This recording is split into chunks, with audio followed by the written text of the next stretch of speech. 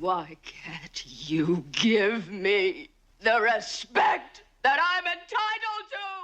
Because I am not one of your fans! I'm Victor, and straight out of the Gen Experience, there were no shortages of beloved movies we knew weren't that good, but still managed to find their way into cult classic status. We even watch them today as guilty pleasures. This, however, is not one of those movies. The trailers delivered thrills with the exciting introduction of Superman's cousin, Kara Zor-El, along with a solid cast of iconic classic movie stars and fresh new faces. So, how did it go wrong? With the new HBO documentary of Faye Dunaway now playing, why not get a fresh perspective? Please take a moment to click like and consider subscribing, and let's find out what or who flopped 1984's Supergirl. The Salkinds were genius to acquire Supergirl's film rights at the same time as Superman in the 1970s. She was a bankable option, and plans to introduce her in Superman 3 were moving forward based on an original story treatment. With the success of the first two, the third installment would serve as a backdoor pilot, where Supergirl would be then spun off into her own film. A practice common today, but not as prevalent at the time. Unless you were one of the half-dozen All in the Family spin-offs on TV. A convoluted script, Dudley Moore would play Mr. Mxyzptlk, if I said that right. They would ignore the familial connection between the two Kryptonians in lieu of a more romantic relationship, with a love triangle with Brainiac. This was rejected for an even more outlandish take on the property to benefit the addition of current red-hot comedian Richard Pryor. Depending on what camp you're in, production politics are to be blamed for the seismic shift in tone for the third film that even reversing the Earth's rotation couldn't repair. Odd choices effectively distanced the new movie from the more willing suspension of disbelief delivered by the first two films. Supergirl was out. In her place, a wacky comedy altering Superman's personality, showcased by blowing out the Olympic torch or straightening the Leaning Tower of Pisa, while Pryor does the same shtick from his movie The Toy, but as a computer programmer in a plot that is too busy to be enjoyed. And let's not forget how they did Lois dirty, relegating her to a couple lines of dialogue during two walk-in scenes. None of this endeared audiences, and I'm surprised that this relatively tasteless take on Superman recouped its costs. Sadly, things weren't going to get better. Part of the shared universe, the Salkinds decided to bet on their Supergirl option for the fourth film in the series, restoring the cousin relation. He's my cousin. Kal-El would appear in the movie as a mentor to Kara in an Easter egg to breathe new life into the franchise after the third film failed to reach profit goals faster than a locomotive. Today it's just business as usual, but combining two superhero heavyweights into the same film was a new and exciting prospect that would surely double the chances of a box office bonanza. Supergirl was added to the lineup, and this pinch hitter was on deck to bat. And who wouldn't stand in line for this surefire home run? Supergirl has existed throughout the comic landscape for decades, although in various forms due to the batshit crazy way comic titles are written, rewritten, retconned, and rebooted through various eras and authors. She was with Superman in Action Comics since 1959, before having her own monthly title starting in the 70s. This new movie sounded like printing money. This dream team was a golden opportunity, until it wasn't. Christopher Reeve had recommended Jeannot Swark for director. I'm French and I'm sure I butchered that. They had worked together on Somewhere in Time with the beautiful heterochromatic Jane Seymour in 1980. Before that, Swark had mostly worked on TV, although had directed Jaws 2 in 1978. And we all know how divisive that one is, don't we? Swark was excited to work with Reeve again, but then the bad news. Christopher confided in him that he just didn't feel right about it anymore. Wary of the project after recognizing the tonal shift of his last outing as the Man of Steel, you can't blame him for focusing on his career, what the movie's response could do to him, and the threat of typecasting. The introduction of Supergirl, accompanied by her famous cousin, brought immediate legitimacy, but that was gone. Off the table, and with a looming timeline, a rewrite was hurried through. Bowing out of the film may have hurt Supergirl's chances. Surely Mia Farrow, Peter O'Toole, and Faye Dunaway would balance out the project and be the headlining juggernaut the filmmakers hoped for. So how did this movie explode into hot garbage like her home planet Krypton? Why is this film detested by fans and critics? Was it the lack of connective tissue between Clark and Linda Lee, Supergirl's alter ego? Or could it be attributed to the scene-stealing diva mocked for Mommie Dearest? In other words, did Faye Dunaway drop the bomb that Supergirl on film has never recovered from? Faye was a movie star in every sense of the word, maybe the last great movie star.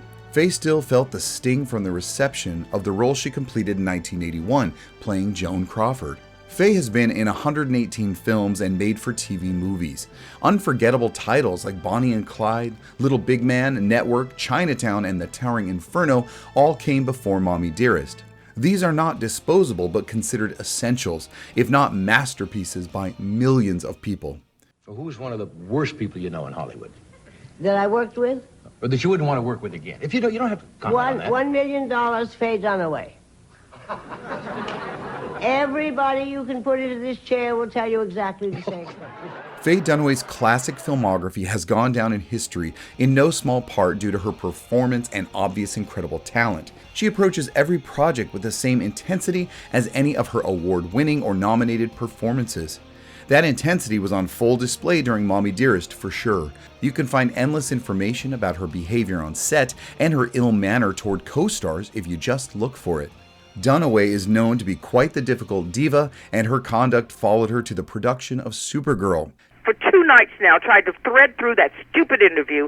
I don't want Lloyd Webber in. I'd like you to cut him out. And I'd like you to really trim down everything to do with that Mommie Dearest. I'm not going to talk about it. Maybe one thing I'm going to say about it, and that's all.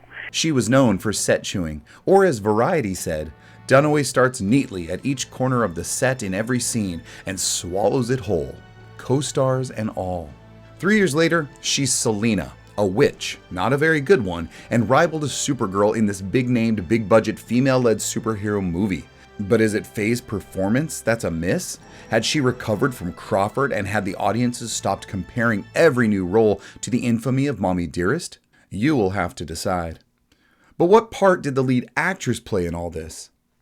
In mainstream media, alongside a great number of varied and noteworthy animated moments, live-action TV has given us both the brief but forgettable Smallville incarnation and the more positive and relatively successful version of Kara in her own CW series from the Arrow universe.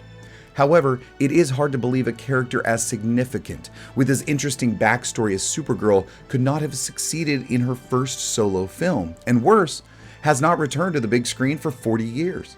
And no matter how magical it might have been to some, I'm not counting the awkward and short homage to what could have been with our 1984 Kryptonian cousins in the most recent Flash movie, as that in itself was a flash in the pan of disappointment. There she is, just look at her. Wait a minute, is this Xanadu? No, it's a costume test with a comic-accurate Supergirl look circa 1984. Kara Zor-El had a number of costumes throughout her career in DC Comics, my favorite being the 1970s style. Nothing else comes close when comparing to the work based off genius artist Alex Ross. The movie settled for this look based on her original debut costume, only swapping out the color of the skirt. And fortunately for everyone, they ditched that wig for her natural blonde locks. All eyes were on Helen Slater, the newcomer who'd been in one episode of Another World and one after-school special before portraying the young survivor of Krypton. Supergirl's first appearance on Earth, realizing her powers from our yellow sun, is depicted honestly and with naivety. Unlike Kal-El, who seemed to be acting in his role of big lug Clark Kent, Kara is depicted more innocent and even adolescent as either herself or in disguise. I suppose she is meant to be younger in this film, but she also didn't benefit from the knowledge sent to Earth with Superman by his father, Jor-El. There was no crystal to guide her, no fortress of solitude, and no appearance by Superman to mentor her, as he is explained away as part of some interstellar peace talks. Kara is left alone to find her own way, and the powerful Omegahedron lost by her friend from Argo City, Zoltar, played by Peter O'Toole. Enrolling in an all-girls school by employing a little fast-motion speed typing to whip up a reference from her cousin Clark, she takes on a relatively comic-accurate but quite homely alter ego, Linda Lee.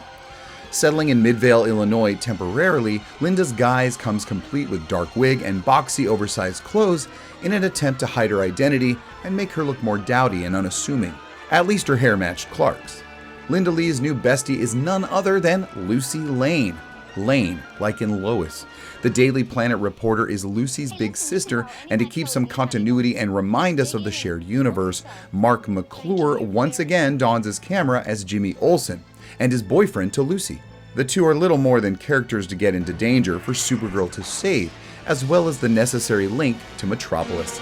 They were able to squeeze in some references to Superman, including a publicity still hanging in Lucy's room like a poster. No doubt from Tiger Beat magazine. Supergirl's performance is well done because of her genuine, unpretentious air about her. Helen plays it cool, and although brief, the fish out of water sequences are portrayed with sincerity and some comedy. At the same time, awkward. The effects were hit and miss. The glory of flying is still respectively accomplished, especially in scenes outside where wires and rigs are out of sight. Take that, CGI. The action and special effects used to demonstrate Kara's powers are familiar and still hold up during the film. Except when they're full-on comic book cheesy. Then there are those special effects shots that are used for the magic that are a little more dime store. The flashes of light and even the sound retain a more cartoonish style that was popular at the time.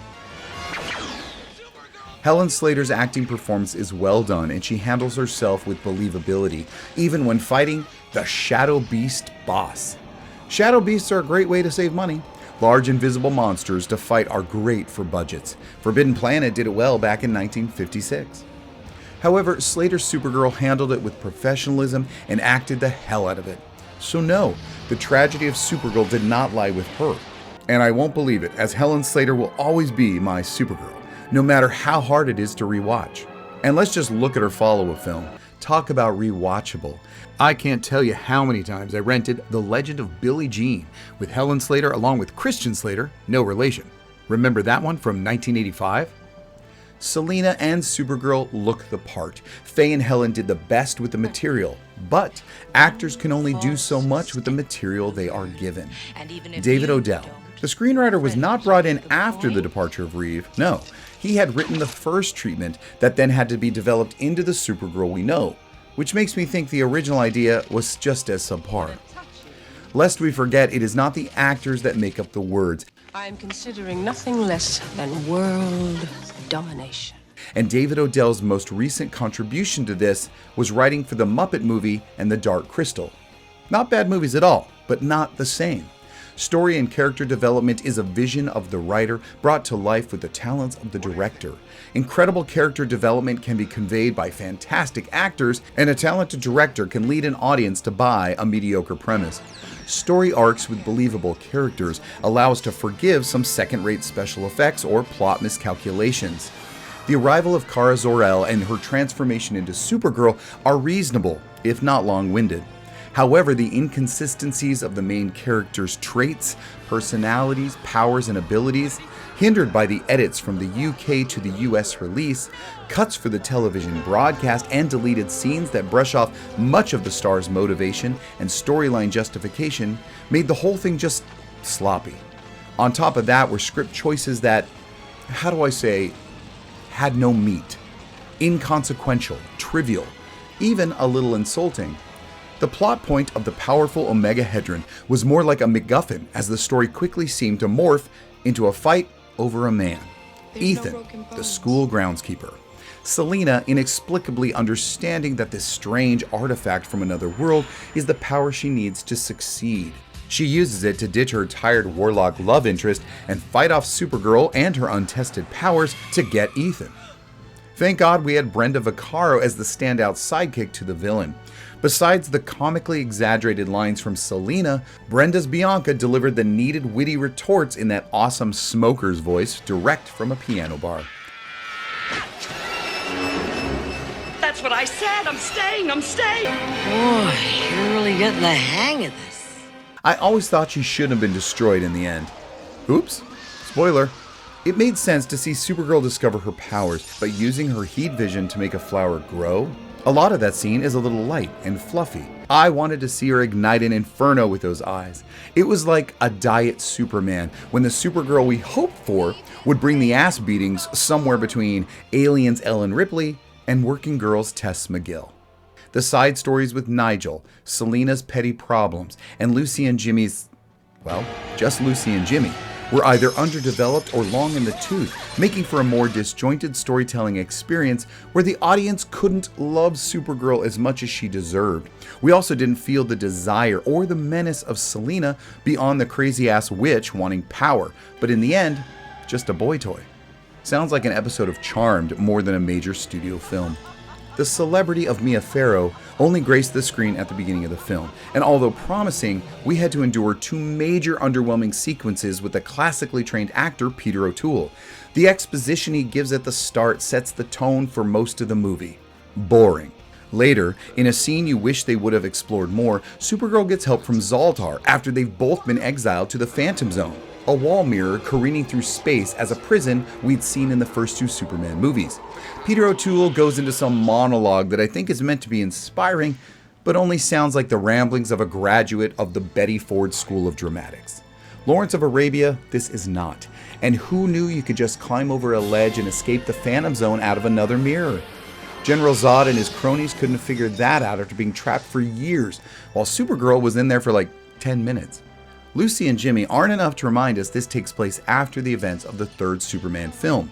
Ultimately, it's the story, the writing, and the dialogue that lead a project like this to failure.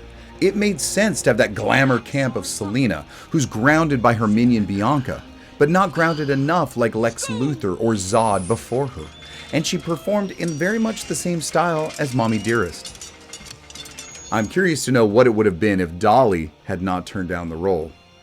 Strained relations between Warner Brothers and the filmmakers did not make it easy. The studio was not willing to wait until the holidays to release the film.